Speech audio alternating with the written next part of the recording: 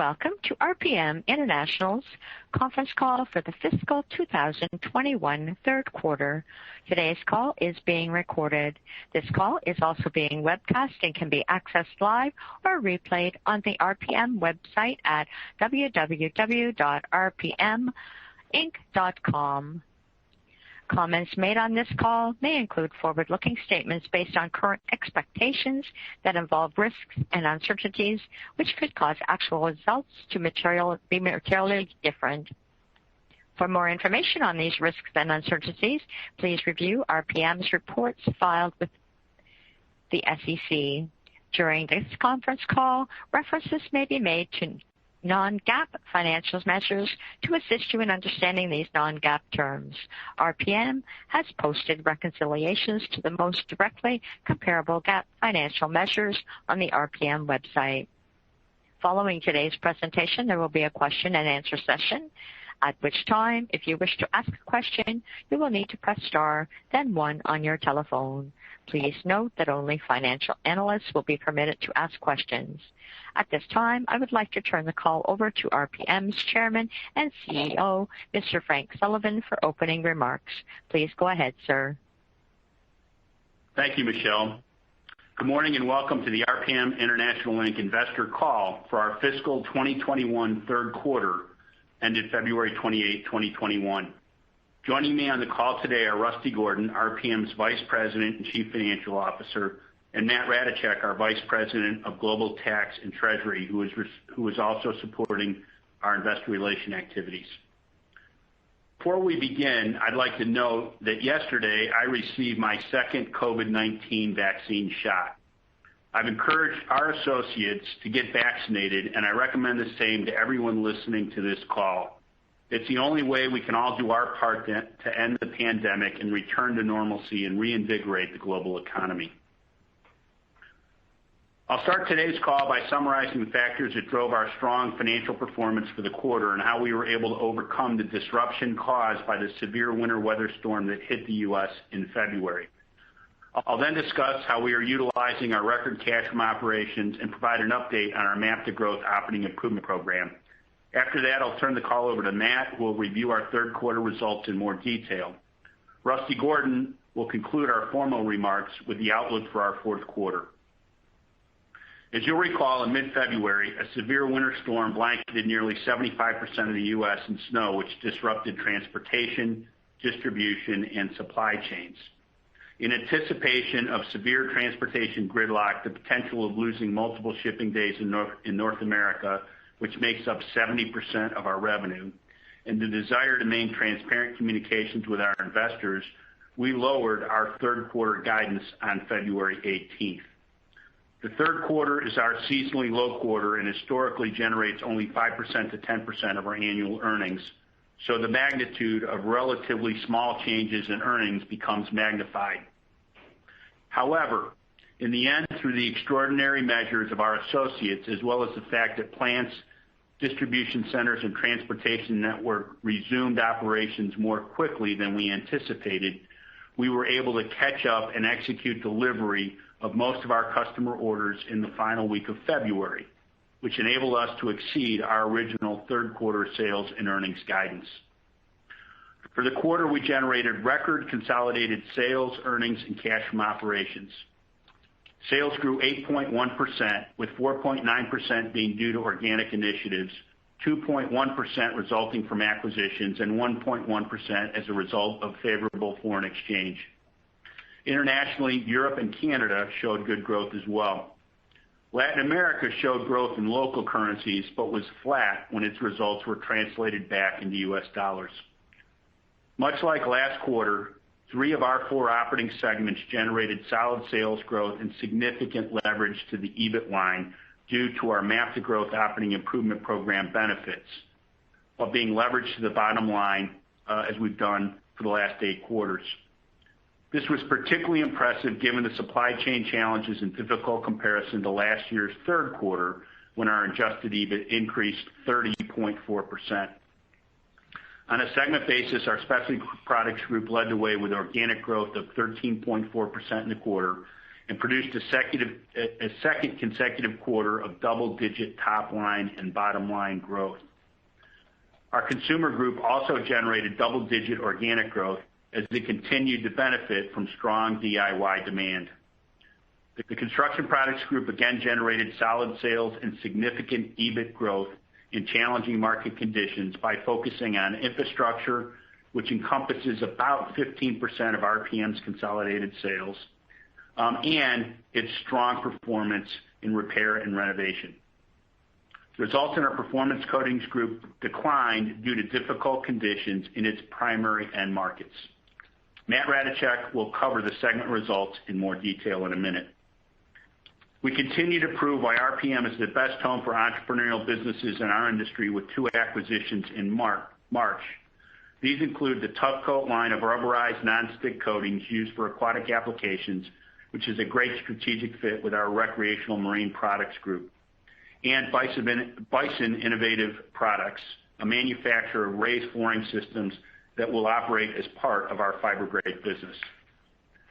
We have taken a more collaborative view of our manufacturing footprint as we add capacity. For example, to meet the consumer segment's explosive growth for its products, we are installing packaging and blending equipment at plants in our Performance Coatings and Specialty Products groups. This is in addition to capital spending at our consumer segment facilities, which includes new filling capacity at 4 consumer group plants, with particular emphasis on meeting the increased demand for small project paints, caulks, and sealants in our repair categories. Other investments in our operations include new presses and injection molding equipment to meet surging orders for our Nudura ICF products and wall systems, and the construction of a new liquid applied roof coatings plant. I'd now like to discuss our MAP to Growth restructuring program, which continues to pay dividends. During the quarter and so far in the fourth quarter, we announced the closure of 2 plants, which brings our total to 27 of the 31 plants that we originally targeted for consolidation at the beginning of the MAP to Growth program. As discussed last quarter, we continue to be more efficient in utilizing our manufacturing assets to generate cost-saving opportunities. The benefits of our center-led procurement initiatives are becoming even more evident in the current inflationary raw material environment. Rusty Gordon will provide more color on this when he walks through our fourth quarter outlook. Lastly, in the G&A area, we continue to consolidate IT systems and accounting and finance operations. At the end of our fiscal year, May 31, 2021, we expect to exceed the original MAP to Growth program's planned run rate of $290 million in annualized savings. The program's learnings of continuous improvement and efficiency have become ingrained in our culture, and we will continue to add to our robust pipeline of cost savings initiatives and operational improvements. As we sustain the efficiency gains achieved through MAP to Growth, we are now shifting more focus and resources towards top-line growth through internal investments and acquisitions. Our goal is to return to the exceptional revenue growth rates that have been one of the hallmarks of RPM's success since its founding in 1947. I'll now turn the call over to Matt Ratajczak for a detailed review of our financial results for the third quarter of fiscal 2021. Thanks, Frank, and good morning, everyone. Note that my comments will be on an as-adjusted basis. During the third quarter, we generated consolidated net sales of $1.27 billion, an increase of 8.1% compared to the $1.17 billion reported during the same quarter of fiscal 2020. As Frank mentioned, organic sales growth was 4.9%, or $58 million. Acquisitions contributed 2.1% to sales, or $24.5 million, while foreign exchange was a tailwind that increased sales by 1.1%, or $12.9 million. This was strong top-line growth during the third quarter, which typically generates our most modest results each year because it falls during the winter months when painting and construction activity slow. Adjusted diluted earnings per share were 38 cents, an increase of 65.2% compared to 23 cents in the year-ago quarter. Our consolidated adjusted EBIT was up 32.2% to $79.9 million, compared to $60.5 million reported in the fiscal 2020 third quarter. These excellent results were largely due to initiatives under our MAP to Growth restructuring program and our ability to leverage higher sales to the bottom line. Turning now to our segments. Sales in our Construction Products Group were strong and increased 6.4% to $396 million. Growth was primarily organic at 5.4% or $20.3 million. Foreign currency translation increased sales by 1% or $3.6 million. With softness in commercial and institutional construction markets, our Construction Products Group remained focused on renovation and restoration projects, leading to solid sales growth during the quarter. Our roofing business performed well, as did our Nudura insulated concrete forms, or ICFs, which are experiencing accelerated long-term adoption as a wall system as the lumber supply has tightened and prices have skyrocketed. The ICFs also provide the benefits of improved energy efficiency and structural integrity. Adjusted EBIT in the Construction Products Group increased 206.4% to $18.5 million from $6 million during last year's third quarter. The group generated 310 basis points of adjusted EBIT margin growth due to MAP to Growth savings and the favorable leverage of sales volume increases. The segment's European businesses continue to improve as a result of ongoing restructuring and better product mix. During the quarter, challenging market trends persisted for our Performance Coatings Group, including weak energy demand that impacted industrial coatings and COVID-19 protocols that continued to restrict access to facilities for flooring system installations. Sales in the segment were $226.5 million, an 11.4% decrease from the $255.7 million reported during last year's third quarter. Organic sales decreased 12.7% or $32.4 million. Foreign exchange provided a tailwind of 1.3% or $3.2 million. Segment adjusted EBIT decreased 41.6% to $14.1 million from $24.2 million during last year's third quarter. Lower sales volumes and pricing pressures resulted in earnings deleveraging, which was offset in part by discretionary cost cuts and MAP to Growth savings.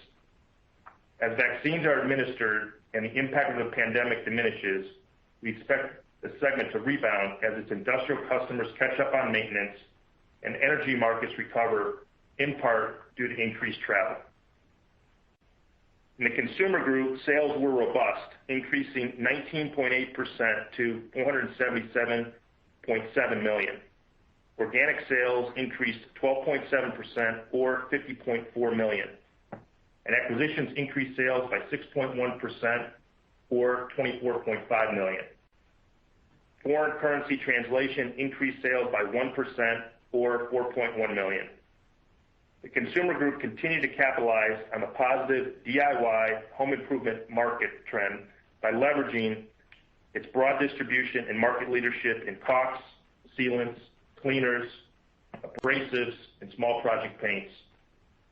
Similar to the U.S., the segment's international results were equally robust in Europe and Canada. Adjusted EBIT in the Consumer Group was $47.8 million, an increase of 48.6% over the prior year. Adjusted EBIT margins improved as a result of MAP to Growth savings and the leveraging of higher sales volumes, which offset rising distribution expenses. Results in our Specialty Products Group were a record and improved dramatically for the second consecutive quarter. Fiscal 2021 third quarter net sales increased 14.7% to $169.2 million from $147.5 million in the fiscal 2020 third quarter. Organic sales growth was 13.4%, driven by more aggressive business development efforts and growth investments initiated by new management, as well as improving market conditions for many of its businesses. In particular, our restoration equipment business, driven by extreme weather events in North America, experienced excellent top-line growth, as did our businesses serving the furniture, outdoor recreational equipment, food, cleaning, disinfecting, and OEM markets. Favorable foreign currency translation added 1.3% to sales.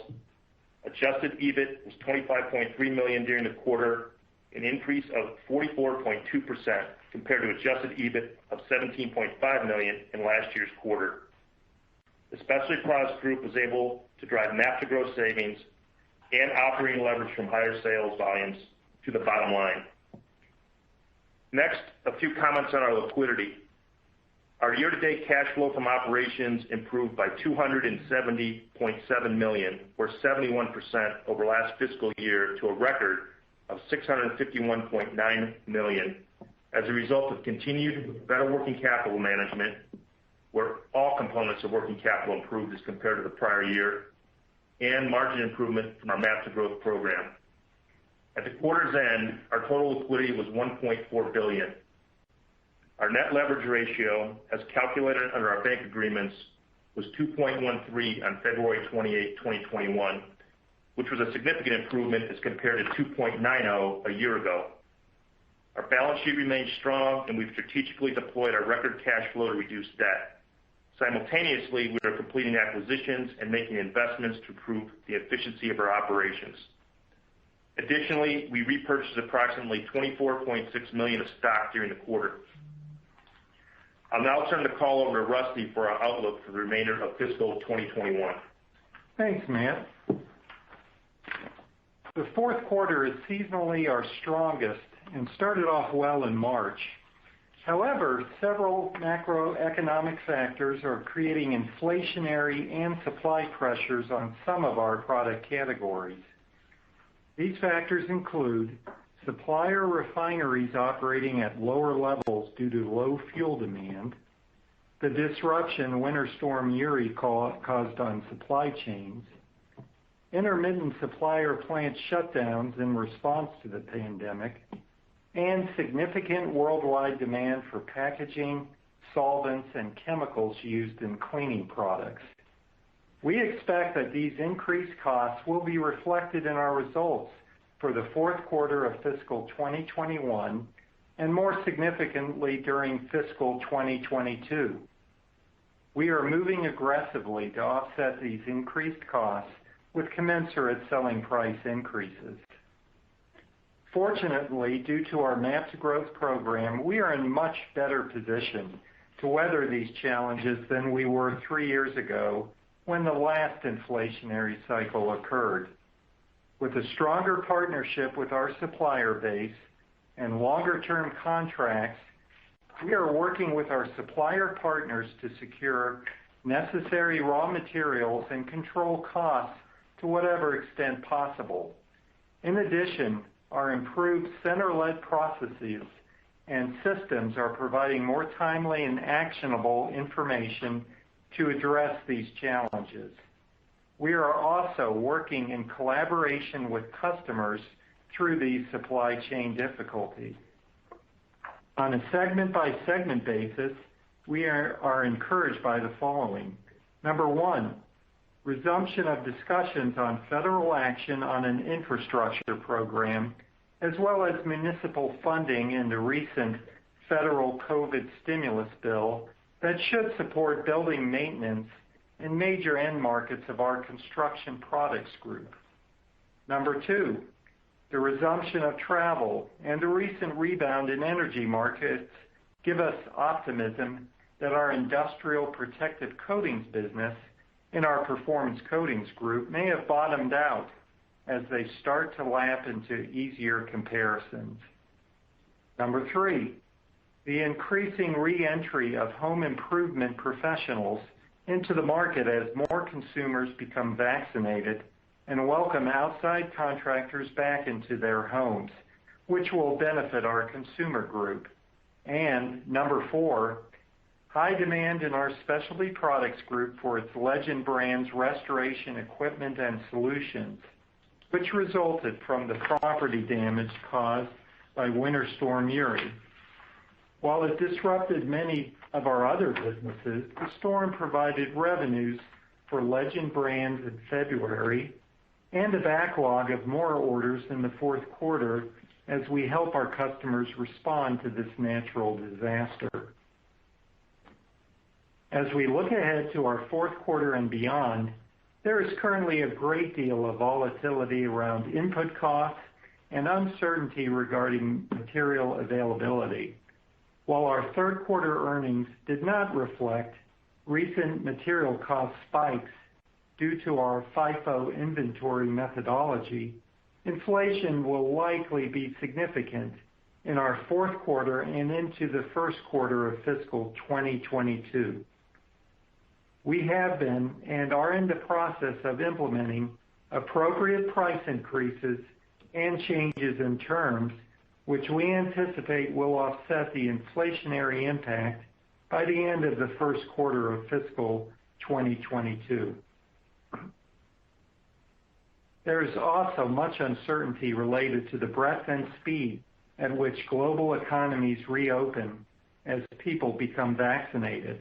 Based on the information available to us today, we expect our fiscal 2021 fourth quarter sales to increase by double digits compared to the fiscal 2020 fourth quarter.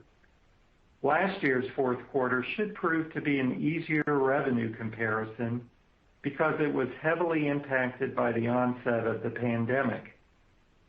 Our earnings comparison versus last year, on the other hand, will be more challenging because of raw material inflation, as well as an extraordinary situation last year when our non-operating segment reported a profit due to lower travel and medical expenses, incentive reversals, and other factors. As a result, our fourth quarter adjusted EBIT is expected to increase double digits, but below the rate of sales growth. Excluding our non-operating segment, adjusted EBIT for our four operating segments in total is expected to increase by more than 20%.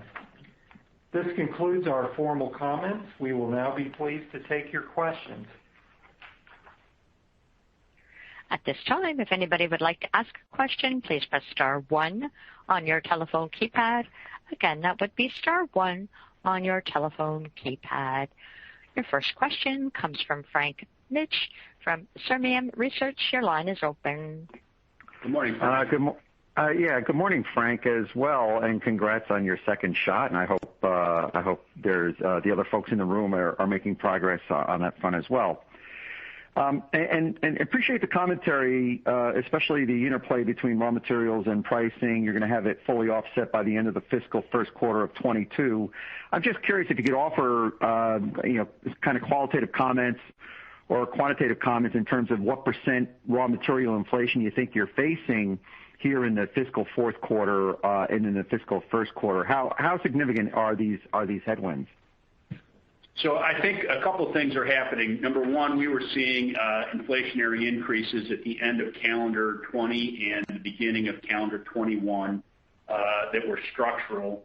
Those were impacted, as I think everyone on this phone knows or call knows, by the winter storm and its impact.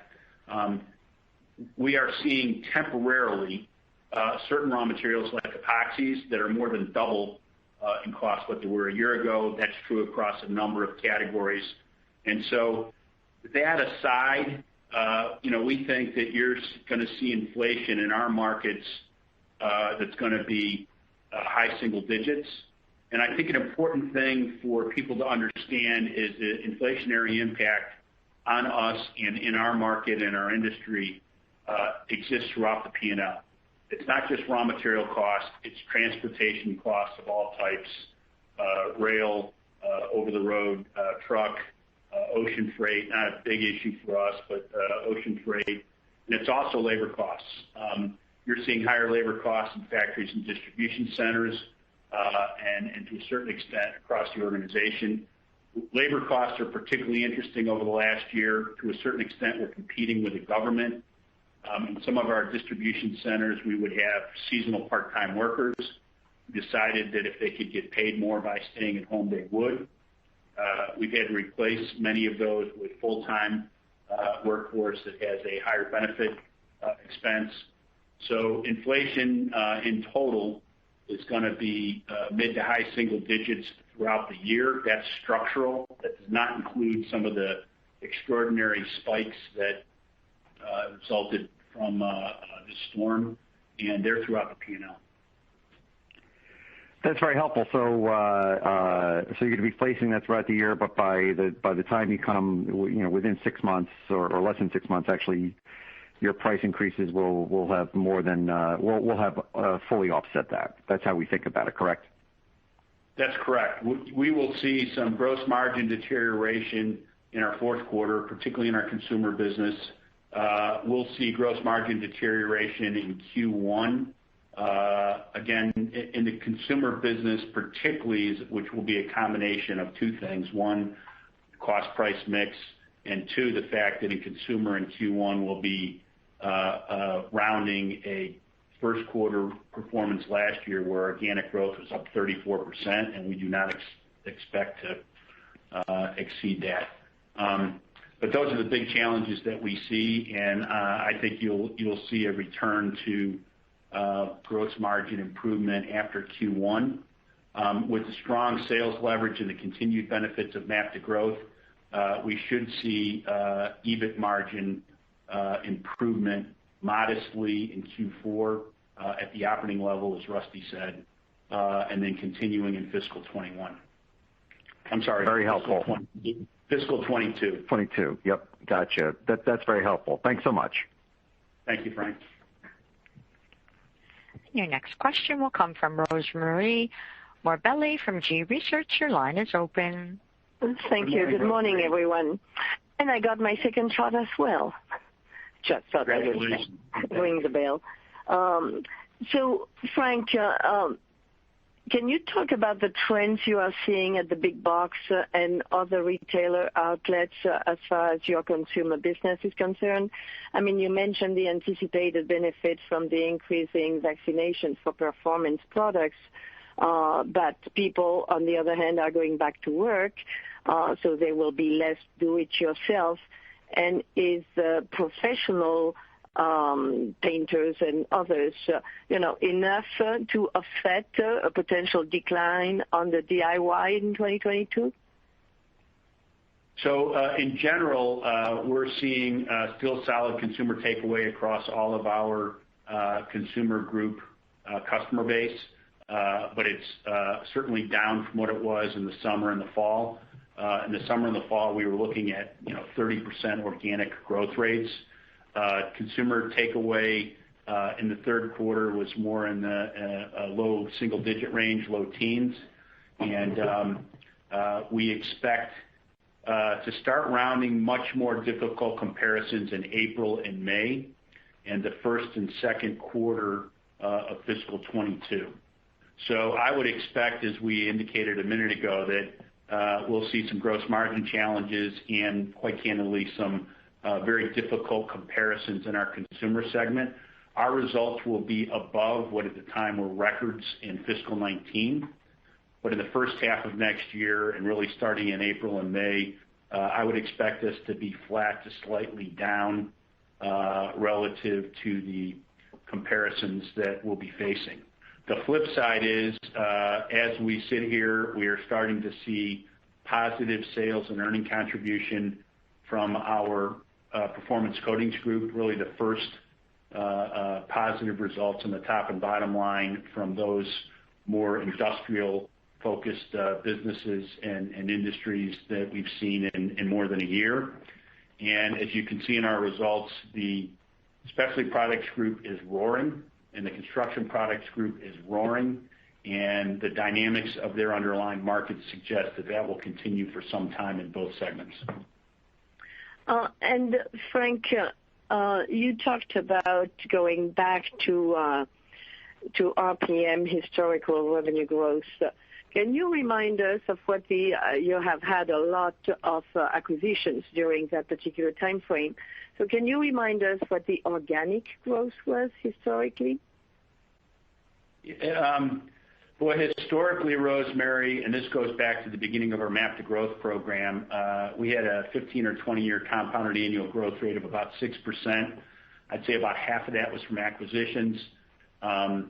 But when you look at where we were after our last restructuring in the 99-2000 range, from 2003 for about a decade, our organic growth averaged about 5 or 6%. So very impressive numbers. And, we think we're going to get back to that. In fact, we are back to that as we speak. And, I will tell you our fourth quarter, our current view is we expect revenue growth somewhere in the 15 to 20% range. And, I think we're well poised for good growth in fiscal 22, and the underlying fiscal dynamics will support perhaps even stronger growth, although I think it remains to be seen what actually comes out of Washington in terms of a big infrastructure bill, and also when and how quickly Europe recovers. We're continuing to see some modest challenges in Europe with these COVID lockdowns across some of the major countries that we operate in, while the United States seems to be picking up, and that pickup is gaining momentum. And if I may, that Q4, just following up on one of your comments, that Q4 revenue growth of 15 to 20%, how much is from FX and acquisition? How much organic do you anticipate? I don't have that specific number. I would tell you in general, less than a quarter of it is from price, and the balance will be mostly from organic growth. I would guess, we looked in this quarter and acquisition activity. 2%. Yeah, 2%. So you would expect another 2% of impact from acquisitions, I think, in Q4. The balance will be organic growth. Okay, thank you. Thank you. And your next question will come from Ghansham Panjabi from Baird. Your line is open. Morning, Ghansham. Good morning, Frank. Good morning, everybody. Thanks for fitting me in. So Frank, in your press release and your comments, you talked about, just given the journey you've been on and Map to Growth, being better equipped to handle the current raw material environment. Can you just give us some more detail in terms of what exactly that means? And then also, how has your pricing strategy just broadly changed since the last inflation cycle, which was 3 years ago? Sure. So I'll hit you. You're going to steal my concluding comments, Ghansham, with that question, which is a good one. Our Map to Growth program has fundamentally changed RPM. And it's not just about, saving, or achieving the $290 million in savings. In fact, at May 31, 21, we'll be at a roughly a $300 million run rate, and we expect $50 million of MAP savings to benefit incrementally fiscal 22. But it really has, and in a relatively short period of time, begun to ingrain continuous improvement, some lean manufacturing disciplines into our manufacturing and operations, and really into our DNA there. The work that our teams have done in procurement has been extraordinary. We went from a loose collaboration to a centralized procurement activity. Mike Sullivan, who took over as Chief Restructuring Officer from Steve Knoop, and Tim Kinzer and Gordy Hyde and their teams have done extraordinary work. Then the other thing that has fundamentally transformed RPM is the work of Rusty Gordon, Scott Copeland, Lonnie DeRusso, who's our IT director, and his teams. We have developed systems for tracking savings and efficiency programs out of the Map to Growth initiative. And so that is something we call MPST.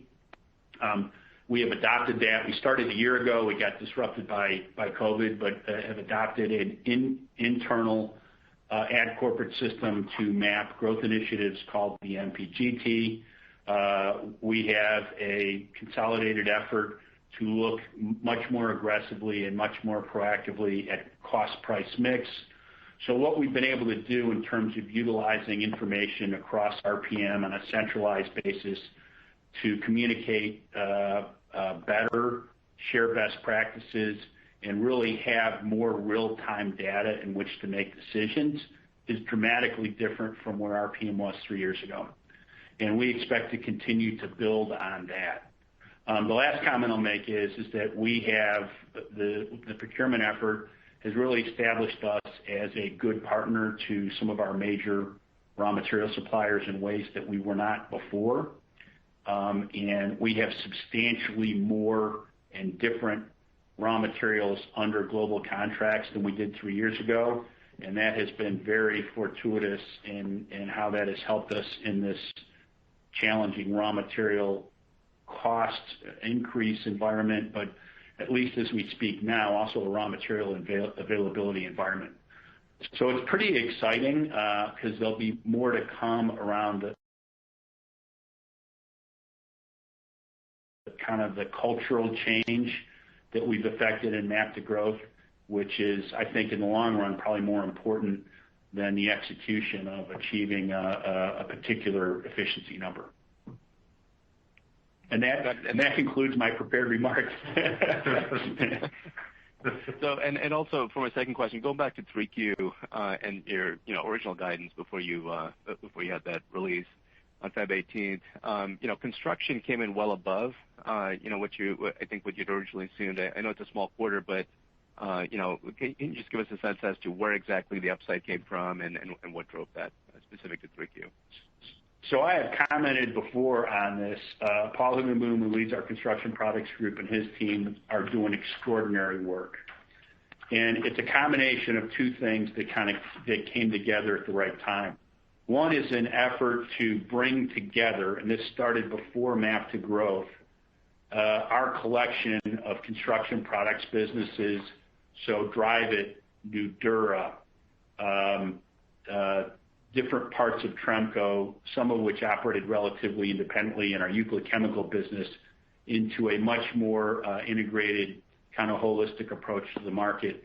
So while we call it the RPM Construction Products Group, they're going to market globally as the Tremco Construction Products Group. And so that integration onto common IT platforms, we are getting some common specification efforts, is really paying big dividends. You overlay that with the benefits of MAP to Growth, and you're seeing a really good combination of market-beating top-line performance and the leverage to the bottom line. And that's continuing. You'll see it continue in the fourth quarter, and boy, I would expect it to continue for the next couple of years. We have some more work to do, but the enthusiasm amongst our people in the Tremco Construction Products Group and the extraordinary work they're doing is just fantastic, and you can see it in the marketplace. The last comment I'll make as I ramble on here is there's been a decided shift there towards more renovation as opposed to new construction. New construction is still probably 30% of the Construction Products Group, if not more, but we've become more renovation focused, which has really served us well. Infrastructure spending, a big boom in construction activity will only serve to help accelerate the performance that we're seeing. Okay, terrific. Thanks, Frank. And congrats again on the vaccine. Thanks, Ghansham. And your next question will come from Steve Byrne from Bank of America. Your line is open. Morning, Steve. Morning, Frank. So you made a comment about as MAP to Growth is winding down, you're going to start shifting your investment internally. And I'm curious to hear your outlook for the key revenue growth drivers over these next couple of years. How would you rank these buckets? The potential share gains from cross-selling, and integrating the commercial efforts as one bucket, another one being growing more outside of the U.S., and the third one being M&A. Sure. And a great question in terms of where we're going and how we're thinking about growth. First of all, in our investor presentation, we outlined kind of what we think is the addressable markets globally for our four segments, and it comes up to about $134 billion. Half of that relates to our Construction Products Group. So given the comments I just made and the opportunities we see there, I would expect that to be probably our fastest growing group, particularly in light of the extraordinary year in which consumer has had. We are also in the early stages of cross-selling, if you will, between our Construction Products Group and our Consumer Group, particularly where there's an interest with some of our big box customers in some of the Construction Products Group's waterproofing, roofing, coatings, and sealant products, as well as concrete patch and repair products. So there's opportunities there. We have, as part of MAP to Growth, this was not part of the original plan, but we had added to it, brought in McKinsey to really help kickstart growth in our Specialty Products Group. We had underinvested in our Specialty Products Group for a long time, in part because most of those businesses were part of the SPHC asbestos bankruptcy solution challenge, and so we're being managed for cash. And I think you're seeing the early results of both our focus on growth in those businesses in the Specialty Products Group and some leadership changes that were affected by Ronnie Holman, who's the leader of that group. And so there's some exciting opportunities there that we'll be in a position to talk about more in July and in October as they come to fruition. We get comfortable about what we want to disclose publicly. But and then lastly, we're better able to integrate bolt-on acquisitions than we ever have. Having said that, all of our bolt-on acquisition activity is really done with a focus on growth. How can we take a unique product line or a unique technology and double or triple its sales in a short period of time by leveraging it over our distribution or our sales forces? So the combination is pretty exciting for us, and there's a pretty good M&A pipeline, albeit at pretty good historic valuation levels in terms of highs relative to interest rates and stock market value. And maybe just to drill in on one of those, Frank, the intermediary on your construction products are those contractors that do the renovation work, and you obviously have good relationships with them. How do you develop those in new regions and grow ex-US? Or do you need acquisitions to give you kind of a footprint in a new region that you can then grow relationships? Sure. I think the best example in the near term that should start to pay off is in Europe. So if we had a disparate collection of construction chemical businesses in the U.S., when you look at Europe, between Flowcrete and Dryvit, which is headquartered in Poland, our Eelbroek business and our Tremco business, they all operated independently. And under the leadership of Melissa Schoger, who's doing a great job over there, has been with us for quite a while, and leads the Tremco Construction Products Group efforts in Europe. We have integrated those businesses. We're going to market more as Tremco Construction Products Group, and it's been a real fixer-up job. And I think we're getting towards the end stages of the fixer-up part in terms of plant consolidation, really getting people to see themselves as part of one Construction Products Group team. And then they'll quickly be able to shift to a focus on growth. Hopefully we'll be lucky on the timing, because Europe is certainly behind the United States relative to opening up an activity, principally related to these recurring national shutdowns in some of our major markets like Germany and France and Italy. We're actually doing pretty well in the UK. And then outside of that, we've got really exciting growth in places like Europe and Asia, but it's on very small bases. And so acquisitions will certainly help us accelerate growth and establish a bigger presence in international markets. Thank you. And your next question will come from Jeff Zekauskas from J.P. Morgan. Your line is open.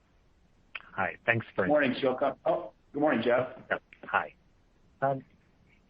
By my calculation, to offset your raw material inflation, you'd need about a 3% increase. And 3% is normally tough to get in the middle of a calendar year, in that things really readjust themselves at the beginning of the year. Is 3% roughly the right number? And is the reason that you're confident that you can achieve that is that customers really need product, and so they're willing to be more flexible in pricing terms? So I think that just to reflect the comments we made earlier, we anticipate structural changes in inflation in our markets throughout our P&L that's going to be high single digits. And we have gone out with price increases that are in the 6 to 8% range. We went out, some of our businesses went out early in anticipation. These are industrial businesses, and looking at the changes at the end of the calendar year and the beginning of this new calendar year with 3 to 5% price increases. And as we sit here today, those aren't enough, and they're going out again. And in certain categories, I mentioned epoxies, we've increased prices on certain of our product lines by 14%. That's in light of epoxy prices, which we think are temporary, which have more than doubled. They'll certainly come down from their current highs, but they will be substantially higher than they were a year ago. And that, from our perspective, is a structural change in most all of our raw materials, from acrylic resins to epoxy resins to all types of polymers and polyols. And, it's just been an extraordinary period of time in terms of spikes, but really in terms of inflation. Corrugate, packaging, transportation costs is all going up. And so we'll have maybe better information in July in terms of where we are. And then the last comment I'll make to your question is we've been, I think, both good and fortunate in our ability not to have to short and or not be able to supply. We have continued work to do on working capital. We've been a heavy working capital company. We've generated in excess of $200 million of cash flow, positive cash flow from improvements in working capital, but whether it was raw material or inventory, whether it was new contracts, so far we've been able to manage through these circumstances, I think, pretty well. Okay. Then for my follow-up, do you think volumes in consumer products are going to grow in fiscal 22, or do you think they're going to shrink or be flat, or roughly how do you see it? Sure. As I had commented earlier on the call, starting in April and May, and certainly through the first and second quarter, we anticipate consumer volume flat or slightly down. We think it'll be picking up in the second half of next year, and that's in light of, for instance, a first quarter of fiscal 20 organic growth of 34%, which is a mountain we don't expect to beat in the first quarter of this year. We do have some market share gains. We do have some new product introductions to the extent that there is acquisition activity that could end up resulting in year-over-year higher performance. But on an organic basis, starting in April, I think we anticipate flat to slightly down results in our consumer segment on the top line and the bottom line. That seems a little more pessimistic than you were 3 months ago. Is that true? Or you? No, it's not true. I think, 3 months ago, first of all, we didn't talk too much about fiscal 22, but I can tell you we have made numerous references to the fact that we were not going to top a 34% organic growth in the first quarter. And I believed it 6 months ago, and I believed it 3 months ago, and I believe it today. And I wouldn't say we're pessimistic. We will be meaningfully above the record results of where we were in our consumer business in fiscal 19. And so there has been an expansion broadly of the market of more confident DIYers, and we're excited about that. But circumstantially, starting in April and certainly through our first quarter, we'd expect to be flat or slightly down in our consumer business versus these extraordinary comparisons to last year. Thank you so much. Thank you. Your next question comes from John McNulty from BMO Capital Markets. Your line is open. Yeah, good morning. Good morning, Frank, and thanks for taking my question. So a question first on Nudura. It sounds like that business is kind of really turning the corner, and some of it may have been on high lumber prices. I guess from your perspective, is it a function of, okay, you're cheaper now or more cost competitive against lumber, but if and when lumber eventually comes back down to earth, you give some of that back, or is it more, hey, look, you've gotten a lot of contractors a lot more comfortable with it, and maybe this high lumber price has kind of facilitated that, but because of that, it's resulted in a little bit more of a secular shift, and now with that greater comfort level, you can kind of see the growth continue to emerge from that. How should we be thinking about that? Very much the latter, John. I think the lumber, it was growing double digits before the lumber price issue. We are working on greater specification. ICF with contractors is initially a challenging sell because, for better or for worse, and sometimes it helps us, contractors, architects, engineers are hesitant to change from systems that work. And when we get people that convert to ICF, they love it. It is less labor intensive in many instances. It provides the most durable sidewall in the market today, bar none, and it's highly energy efficient. And so we have been focusing efforts through our Tremco Construction Products Group, again, on an integrated basis, utilizing the sales force of 200-plus people in the Tremco waterproofing and sealant business to really drive sales in Nudura. The lumber price situation was some added gravy to help accelerate that. But we're very excited about that, and we're also excited about the ability to deliver a more integrated wall. Nudura independently was bought and part of Dryvit. Today, they're all part of our Tremco Construction Products Group. So our specifications around Nudura are not just for an ICF wall system. They're for the Tremco sealants and all the joints. They're for Dryvit or New Brick or other siding that we're involved in. And so the opportunity there is very, very exciting. It's mostly residential, and the opportunity to drive it in light commercial institutional markets like schools is huge. Got it. No, that definitely makes sense. And then could you give us a little bit of color in terms of the M&A pipeline? It sounds like you've made a couple opportunistic acquisitions just this past quarter. How should we be thinking about that going forward? Because it does look like, admittedly, some of the pricing is starting to creep up at this point. I guess how are you looking at the opportunities and the value of those opportunities as you're looking forward? Sure. The M&A pipeline is really strong. We commented that we completed 2 acquisitions just this past month. Bison, which is a great addition to our fiber grade business, and I think also has some applicability to other parts of RPM. That's a patented floor leveling system that we can use with grading or other systems. And then Tough Coat, again, a non-skid marine product that is already getting some interest from other parts of RPM and industrial settings. So we're very excited about both of those. You've got management teams that are going to stay and run those, even though we'll be pulling them in to our RMS 168 manufacturing process and our centralized procurement activities. So there's more of that out there in general in our space. There are a lot of bigger transactions out there, and I'll just repeat what I've said in the past. I don't see us paying 15 or 16 times EBITDA for anything.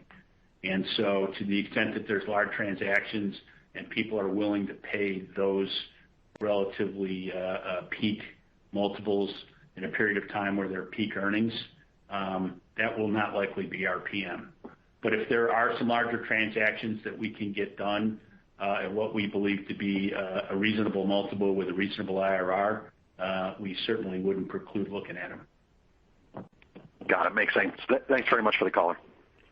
Thank you. Your next question comes from Vincent Andrews from Morgan Stanley. Your line is open. Thank you. And good morning, Frank. Just wanted to ask a couple of things. One, You mentioned, COVID restrictions are still holding things back in performance coatings.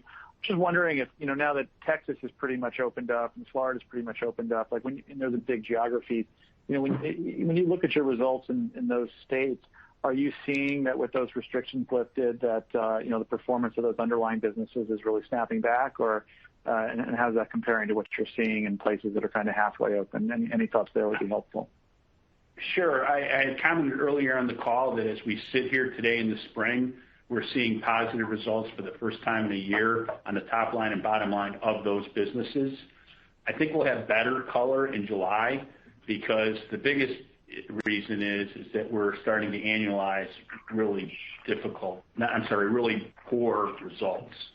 We've had in our Carboline business in particular, given their exposure to oil and gas and heavy industry, 10, 12% sales declines pretty consistently. Stonehard business and our polymer flooring business has been flat to slightly down. Their backlog is bigger than ever.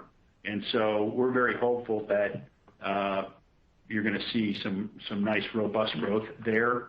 But we'll have better color for you in July to really look back over 3 or 4 months and determine, all right, how much of this is a pickup in demand and good, robust organic growth versus how much of this is, hey, we look great because last year was terrible. Okay, fair enough. I look forward to that. And just as a follow-up, in specialty products, you mentioned that, you did benefit from the weather disruption, created some demand for you. Is that continuing, given that Uri was in the middle of the last month of the quarter, is that continuing into the fiscal fourth quarter? And from an order of magnitude perspective, is that something that we really need to be thinking about when we model these quarters for next fiscal year in terms of just having tough comps? Well, I think it is continuing into the fourth quarter, and I think that's true of our Legend Brands business. But we have new leadership in a number of places over the last 2 years. We've been really looking to drive growth. If you look at our margin profile and how it's improving in specialty products in the last 2 quarters, I think you'll see comparable improvement in Q4. That's in our Day-Glo fluorescent color and colorant business. It's in our MRT business, which is our marine coatings and some of the specialty products there. It's pretty exciting in terms of what the work we're doing there and some of the leadership changes that we've effected is doing for that segment. So we'll have much tougher comps next year in Q3 and Q4 in Legend Brands. But I think the specialty segment is poised for some pretty solid growth in the top and bottom line for the coming year. Okay, great. And congrats on that second shot. Yeah, thank you. I encourage everybody to go get theirs. Your next question will come from Kevin McCarthy from Radical Research. Your line is open. Morning, Kevin. Good morning. How are you? Good. Frank, in Washington, D.C., I imagine there'll be a lot of conversations and perhaps some horses traded before we know what a infrastructure bill could really look like. But that said, I'm tempted to ask 2 things.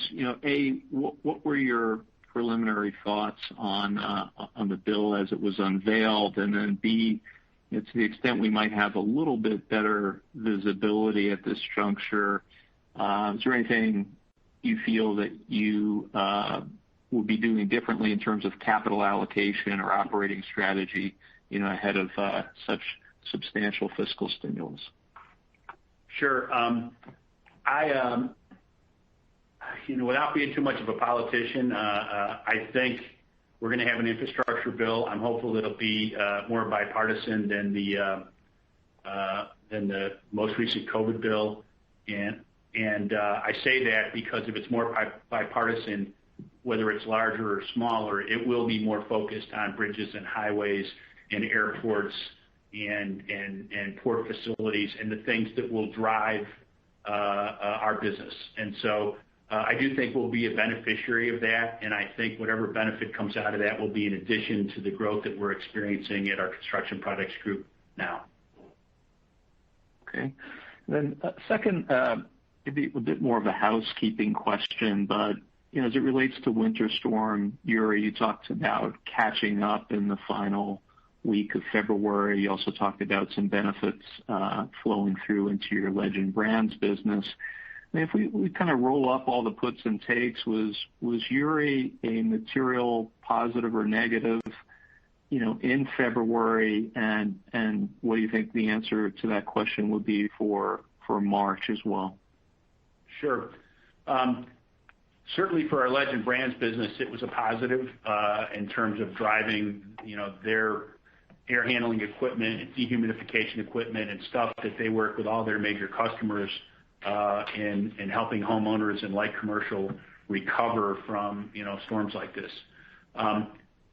For our team as a whole, I would call it net neutral. I think we panicked a little bit with literally 2 days of trucks not coming in and trucks not going out, and at least one of our more significant consumer plants closed, and not knowing when all that would change. I think we recovered most of it. So I would say in the quarter, it's net neutral as you think about what RPM's comparison might be for next year, with the exception of the Legend Brands business. Okay, thank you very much. Next question comes from Arun Viswanathan from RBC Capital Markets. Your line is open. Good morning, Arun. Good morning, Frank. Thanks for taking my question here. I guess, first off, just on the pricing outlook, could you just elaborate on maybe, by business segment, if possible, what you feel the pricing outlook is? I'm just curious, the volumes obviously in consumer are still relatively robust. On the other hand, maybe industrial, i.e. performance, is a little bit weaker, and does that kind of portend for weaker pricing prospects over the next couple of months? How should we think about kind of pricing by segment? I don't know that we would provide pricing by segment. I do think it's driven certainly by the underlying raw materials in specific areas, and then by my commentary on inflation throughout our P&L in general. And so, I would anticipate, again, we're not going to recover the spike from Uri. It's crazy, and you'll see that in our fourth quarter. And again, with epoxy resins, some acrylic resins, some different solvents, literally doubling price temporarily. In some cases, it's more than doubling in price.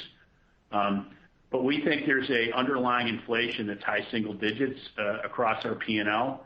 And in some cases, we've had modest price increases. In other cases, like epoxy resins, as I commented earlier, in certain product categories, we've gone out with a 14% price increase, and it's sticking. The other aspect of this, I think that's important to understand, is you're trying to manage your supply chain. And so if you want to get product to meet customer demands and serve your customers, then you're going to have to work with your suppliers on product availability and what their costs are doing and what they're doing with their prices in order to get raw materials to serve our customers. And so that's certainly part of what's driving some of our price increases as well.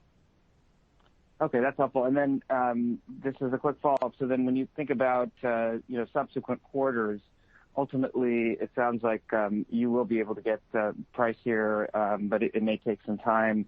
But in the future, I guess maybe beyond the August quarter, would you expect that if raws moderate, that you should see some margin expansion, i.e. hold on to that price in subsequent periods as well?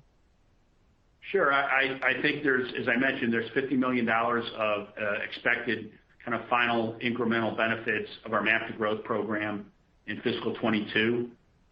Most of that is in the manufacturing and procurement areas. And so I would hope that after, as I commented earlier, after our first quarter, you'll start to see that gross margin improvement. We're keenly focused on that in terms of our conversion costs, as well as that centralized procurement activity that we're talking about. To an earlier question, I'll repeat, we're seeing inflation throughout our P&L.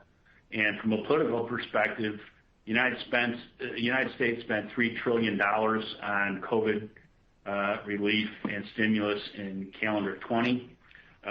We're going to spend already $2 trillion more in calendar 21. And if there's a big infrastructure bill, that's true. You start to marry that with the inflation that our industry and manufacturing in general is seeing across packaging and freight costs and metals and everything else. I think the bigger concern we ought to have broadly is, are we in for a return of some level of inflation, and what does that do to interest rates? I'm not an economist, but we don't see anything that suggests that we're going to go backwards in raw materials structurally. We're certainly going to come down from some of the crazy spikes that we've seen in certain raw materials. Again, I don't anticipate that epoxy resins will be 100 or 150% higher for the rest of the year, but they are as we sit here today. Same is true on some acrylics. So to the contrary of your question, our price increase activity is anticipating some significant reductions of the real crazy spikes that we're experiencing as we sit here today. Okay, that's helpful. And sorry, one more quick one. So just on the M&A side, I know that you said that the valuations may be a little bit high now, especially for the larger deals. But given the changes in your strategy through MAP and potentially integrating prior acquisitions, do you foresee greater synergy opportunities, I guess, with future acquisitions, or is there any color you could shed on what you expect to drive out of the Bison or other acquisitions that you completed recently? Sure. I think that if we looked at bigger deals, for the most part, they would have, and particularly if they're at higher valuations than we've paid in the past, they would have to come with meaningful synergies. And versus 20 years ago, my father would go out and acquire at a reasonable, fair price family-owned businesses that would operate independently as part of RPM. The vast majority of our acquisitions today are driven by the strategic growth imperatives of our groups, as opposed to buying totally freestanding businesses that don't have a connection necessarily for in some level of integration within an RPM, within one of our four segments. Great, thanks. And your next question will come from Mike Harrison from Seaport Global Securities. Your line is open. Hi, good morning. Morning, Mike. I was wondering if just to follow up on some of the acquisition discussion, when you acquired the Ali business, it looks like it had annual sales of around $75 million, and this quarter it sounds like around $24-25 million in what I would think is a seasonally weaker quarter. So can you talk about how you've been able to leverage Ali and the Gator brand relative to your expectations, and where we should think about that revenue run rate as we get into the spring and summer heavier season here? Sure. The Ali family has built a great business with a great brand, a great adjacent product line for our consumer segment, and so we're excited to have it. Our first challenge there was kind of into the COVID period with a shutdown of Ali for a few weeks and a lot of catching up and really some supply issues. And we have worked very aggressively, both in terms of investment and outsourcing in a few categories, to correct that disruption, and we have caught up. And so now there's good demand there, and it's just a great business. And to the extent, particularly in conjunction with the sales and marketing teams at Rust-Oleum, to go into some of our big accounts on a joint basis is something that we're excited about. So we would expect to see that business grow at high single-digit or low double-digit growth organically. We're thrilled to have them as part of RPM, but we did have a 2 or 3 month unanticipated supply disruption relative to how COVID impacted that business after we acquired it. All right, and then also in the consumer business, you had noted that Europe and Canada were pretty robust.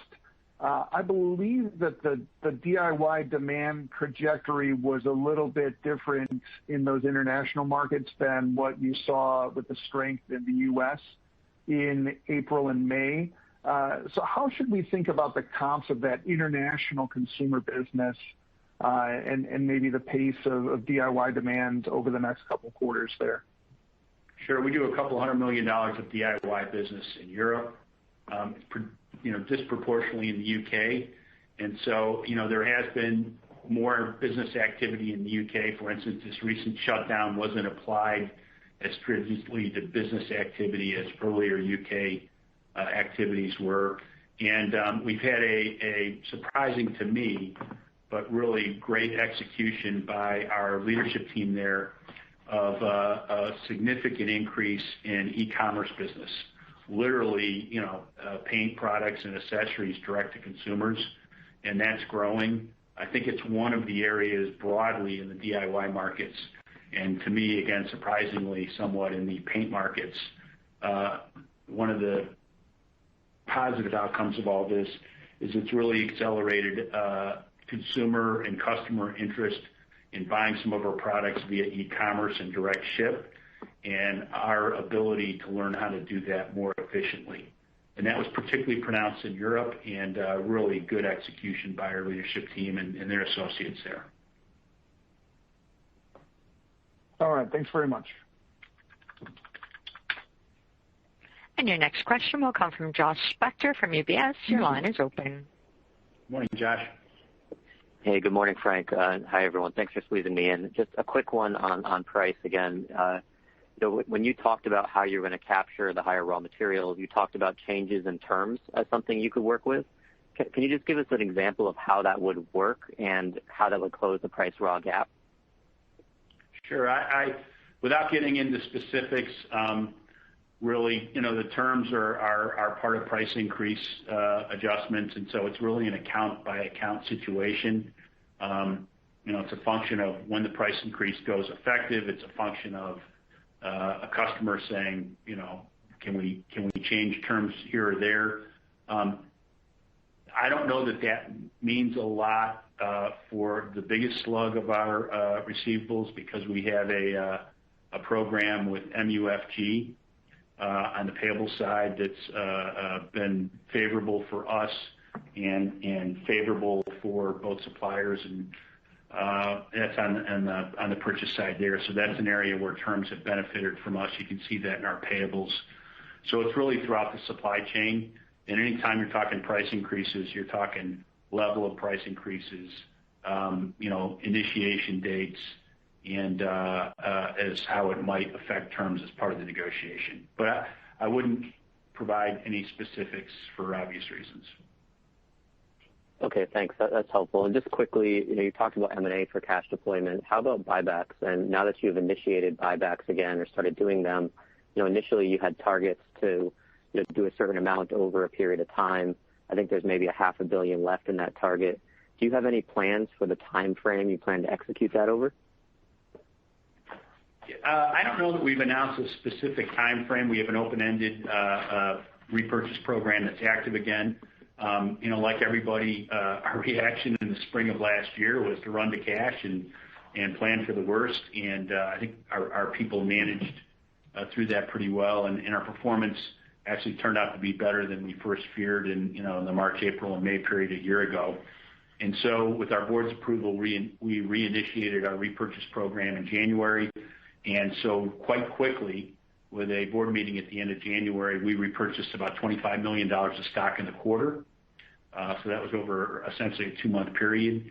And certainly subject to various levels of where our stock price is, we intend to continue at different levels purchasing our stock on a go-forward basis.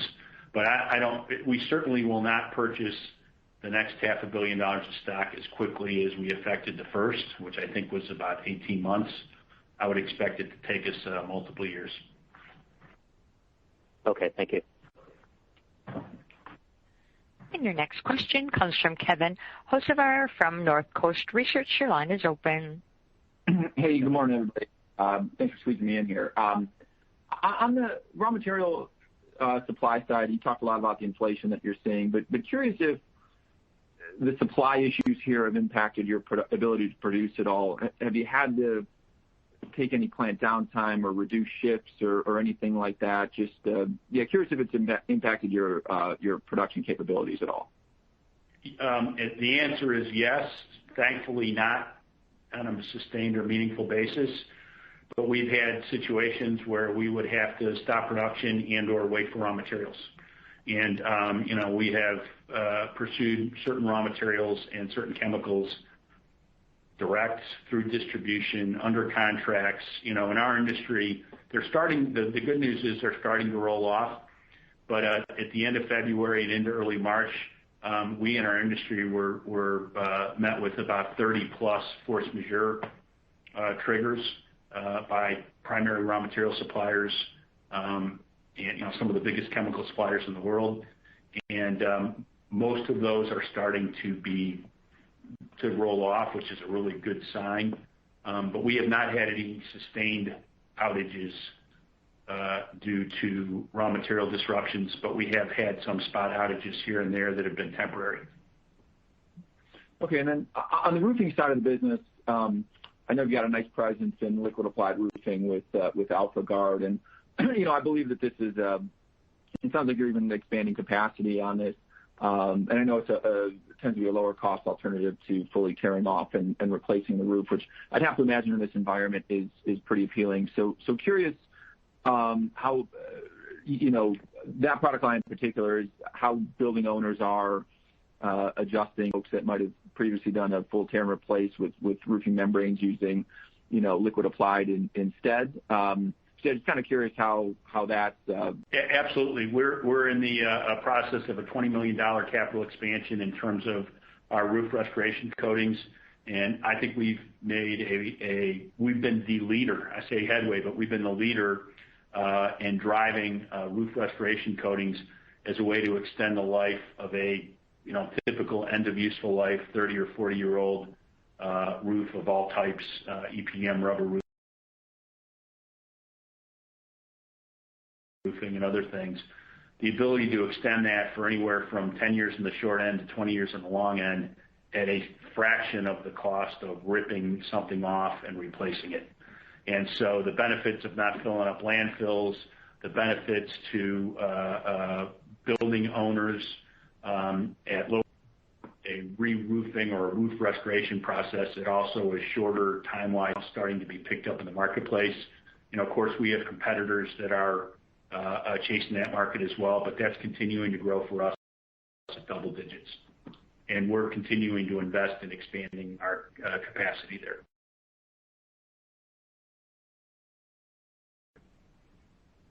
Okay, great. Thank you. Thank you. I have no further questions in queue. I turn the call back over to Mr. Sullivan for closing remarks. Yeah, thanks, Michelle. And Ghansham grabbed most of my concluding comments, but I did want to just reemphasize that our people have executed our 2020 MAP to Growth operating improvement program extraordinarily well. But the real benefits of the MAP to Growth program have been to transition and really transform RPM in a lot of ways that will serve us well into the future.